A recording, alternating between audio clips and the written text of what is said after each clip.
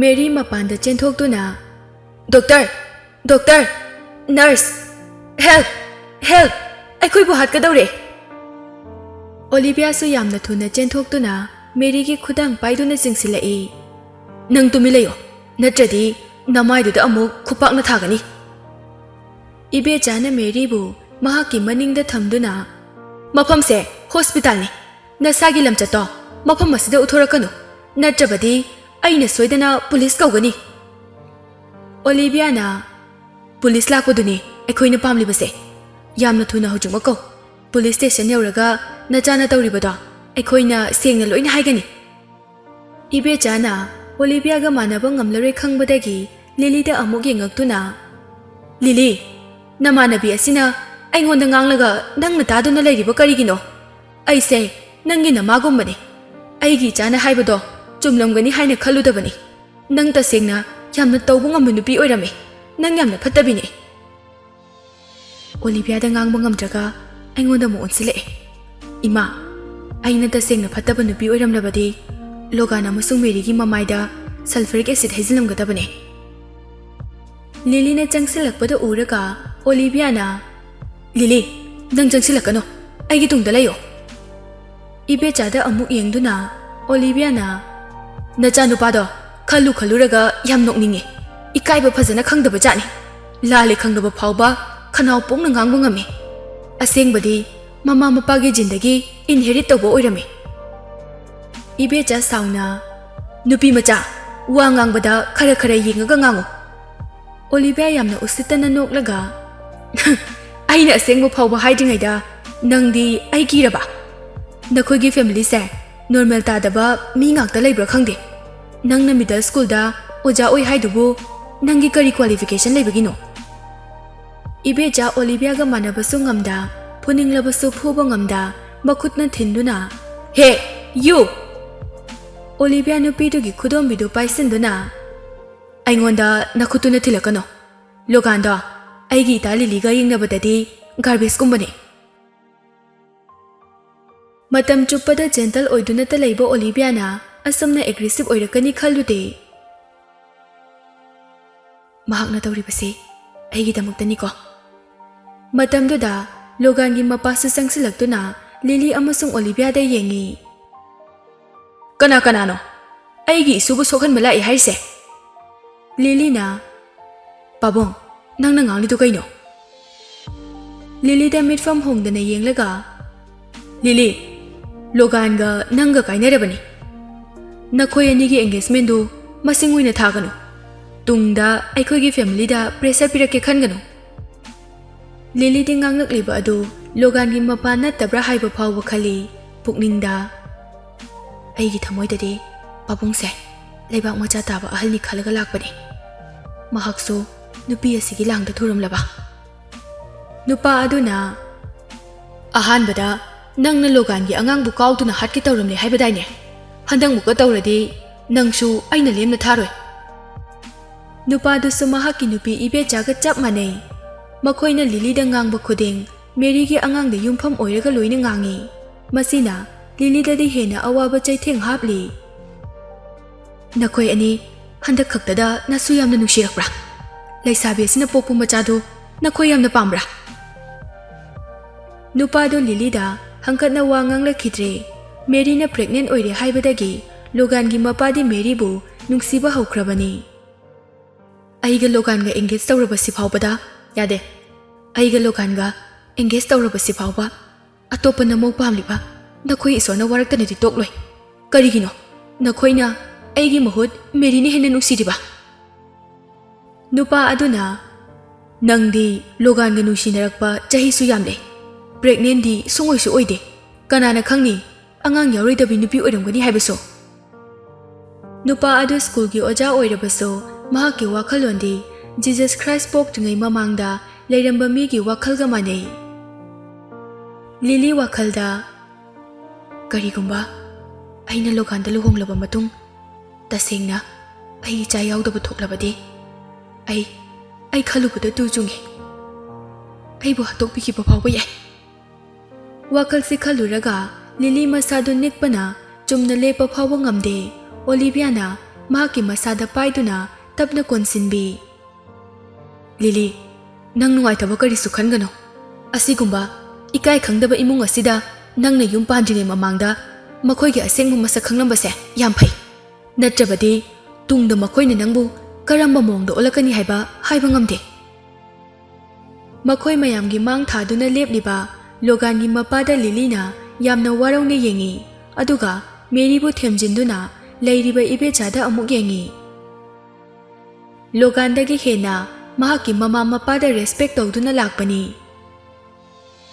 Phare phare mikup asidagi Logan akhoi anigi marakta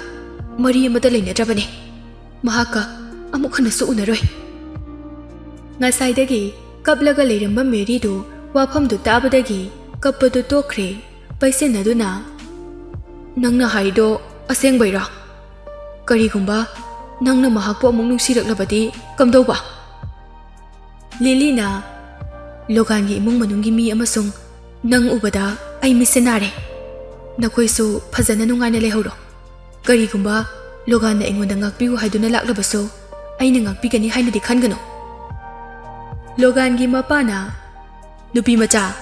nganglakliba wado ngangdringida hana mukta khanthakho. Loganna nangga mari leinarambase mahakki achaubo marali nangna mangondagi hiram khudingda karisu ahenba leite.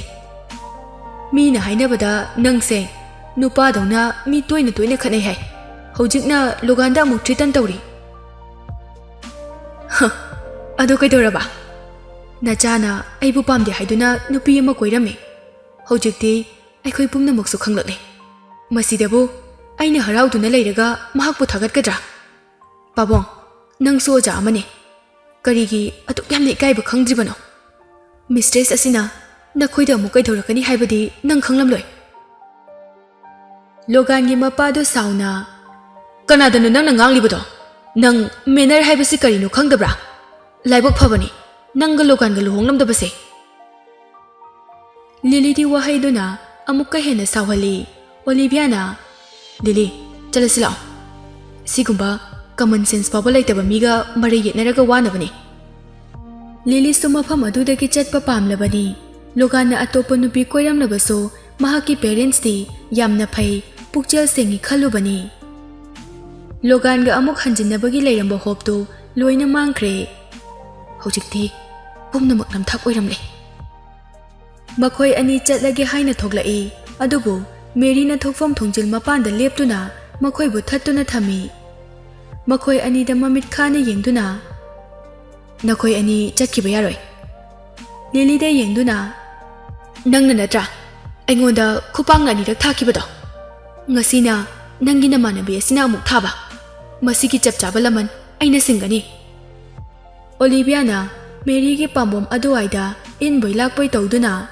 nangna na thauna leiradi hojimo laman singo se aigi maisa thawo se thaw haiba. Mary na Olivia gi makhutu paiduna masagi khawri da paihanduna khawri metpa oina uhali. Uncle auntie khawri bede ai sidore Lilina aigi ja khakta hatpa pamduduna nupi asina aigi khawri da metle. Oliviana makhutu kanna chingthoklaga Mary gi masamda paisinduna mamaida khupakna thaba nungaiba mapa semduna thami.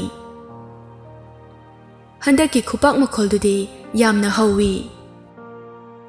Bitch nang tasengna mistress amani haibada chapchai nangna engonda yamna tough oiningba natra ngasidi nangi haigaliba namaido amuk hana nokhatpa ngamdanaba para ama tambige. Mary di China duna makhol hauna kapi. Logangi mapa chensilaktuna Olivia gi pambomda paiduna inthoi ibechana Lilybu makhutna phaduna thami. Mary tanja ama phangladuna kadugi thongdo hangtongtuna makhol hauna lauraga chenthokhi. Kana lege aibu phadogi tanare mistress na wife ta phure. Sanglaba corridor adu mahakki khonjal na pumnin nili. Mahakna kanna laubadu taraga doctor nurse mayam chensilai thangnaba ward ta leiba patient singsu thoktuna yingnarai. Lily ga Olivia ga su mapanda thoklaktuna Mary gi mataudu yengdaga lei. Mary kaplaga Lily da makhut thinduna Mistress aido mahakni aigi boyfriend da matam pumbada irang tawtuna kai horiba mahak yamna tawngamba nupi ni aigi puknung da yauriba angang asi phawba mahakna hatke tawribani Mary na Mistress amasung girlfriend mingthol ani asi onthoknana haibase angaubabu amubani haina yetpaga chap manai Mary mayam mangda kapsinaduna wangang lepte ai pregnant oirise aigi boyfriend gi asengba ine ai khoi ani luhonggadaba koidrabane aigi boyfriend gi mama mapasu hospital asida ai bu yengsingba laklibane mahakna kalakpadagi mafam asida laktuna ai bu awafamda tanaba honaribane mahakna igi ichabu hatkini haibagi ai akiba yamna phawe Mary na nganglibadu taraga mayamduna Lily da amu makhut thilaktuna chirol tawnarai Olivia Lily ki makhutta kanna paisinduna mahaki asaubadu phathanaba honai mayam mangda makhoina Mary bu amuk phururabadi makhoida lana loina ugadoribani Lily di chensinduna Mary bu hatpa pamlabani Mary ibe chagi marumdagi kapsinaduna leplaga mayamna uroidaba angle amadagi Lily da yenglaktuna mai pakle haibagum noksilai Olivia de nupa amagi mihulga karisu khenaba leite tapna changsinduna nangna asuk yamna ikaiba khangdibase karigino nang singna hairabada oktabine aigi manabe ase Mistress nate nangna boyfriend ni hairiba nupadugi spouse ni Mary su Olivia ga pangal thokna khatnabadi akiba phawi ibe chagi marumda kina leptuna lei Auntie Mistress oirise aira natraga nupisira mayamangda achumbado amukta haikhuo Mary mahaki mabukta tapna nanduna mayamangda machabu nungsiba sai ibe chaso nupidugi mabukta yengi Lily da amuk onthoktuna yengi wahai oina hek haidokpadi ngamlamde ibe chana wangang laktabaduda Mary amuk makhol hauna kablai Auntie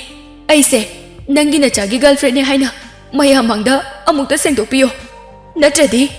aigi chase hayeng tungda mayamgi Langdaipham oirani e Mary su khangi logangi parents na masu uba yamna pami haiba aduna mahakna wangangba khudingi poktriba angang adobu panduna nganglibani ibe chagi maithongdo thuna hongi thongna ama laktuna wangangi tawbaga Olivia na hana nganglai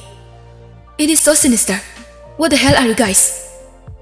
Mary na mi sumatpa mi wakal olan ngami haibasi Lily di hana khanglabani aduna mahakti karisu surprise oide Lily gi pukningda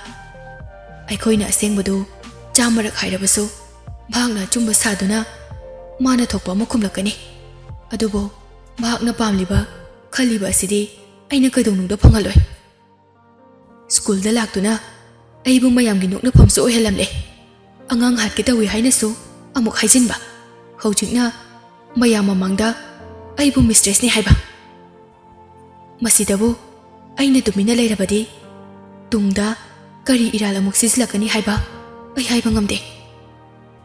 Lily ibe chada yamna pendana yengduna ima haukiba chahi kayase aina ima amadi pabungi seba tawduna lakibane imagi samhatbiba chaningi haiba khudingsu aina leiduna purakibane season khudingi aina dress leidaba yaukibra aina yamna pongbugi wadi nate aise logangi nupi oina lawsinbada matik chai haina khanjai hojikti sigi thakse yaurabanina ai loganda amuk hana pressure pira oi ai hojik nakhoidagi ahenba karisu pamde ai lande haibada mayamda khanghanba si khaktani aina pamba aibu mayam mamangda Mistress ni haibadu pambra ibe cha khumpham khangda tumina leptuna lei ibe cha yamna embarrassment oina leplaga lei adubo mahaki mamitu yengbada mara leibagi mamidi tai mahakna asengbado haidoktrabasu mahaki maithongda tariba mamiduna Lily na hairibadu chummi haina khangnei leiriba mayamdusu apangma nattabanina Mary gi matawduda lona yengbasu yauribani Olivia na Auntie Nangi tungda huinaw machagumna leplibada hui nate lam huine nongmadi masagi ningba thunglaktabada mapudo onsinduna chiklakani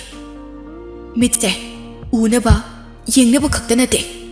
pukning wakhalgi mingselsu oiribane namito launu pangthoktuna mibu chumna yengbiyo adu natrabadi tungi punsida nangbu mistress asina tangthokpu soidrabane hayeng ahal oiraklaga khongkhu thangbu thoktraba matam aduda kanana seba tawbigani Merina ibechagi pambomda nungsiba saduna pairaga ante makhoigi nonsense oiba wase tarunuko ai amasung logana kaidongnungda nakhoibu thadoktuna chatloye aya aigi puksinaye angang machasina kaure angang sina phawba mina aise moral sizile khanglaba male ai yamna wari pothaninge anti ibechaso nupidu gi mabukta yengduna imoi bema tapthakose se sordo amukta nena tana holo anti ai logangi asengba nupini ko aingonda mistress na wa mathak thanglaga ngangbase ai yamna nungaite pukning yamna nusi logangi mapadi Mary gi wahai gi langda pura thure mayam gi mang thaduna leptuna Lily da khana yengi You are the mistress get out of here Nakhoi gi family na aikhoida maral mathum senja thumja kari su tonde aikhoida wa mathak thanglaga nganglakano nang nei gi isuda sokhan gi hek tawbaga nang nupi oirabaso nangonda soidana aina khut tharakani mayam mamangda logan gi mapa masamakna Lily bu mistress ni hairakpaduda Lily di ngakpana loire Lily na mahakpu old fashion jangnabaso oijabada ngaurabaso thamoidi sengbra khalubani hojikti mahaki asengba masak khangle Mary su mahaki damak chapchaba support ama tholaklabani na masado hena confident oirai maidu thangkatuna right you are the mistress get out quickly mahaki mutu pura down jatkibana Lily ngaihaki oinade spaceless oire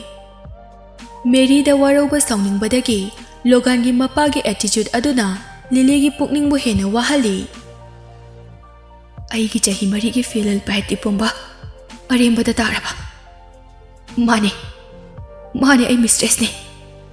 ai hojikti mistress oire kaya dangak na oliba mingno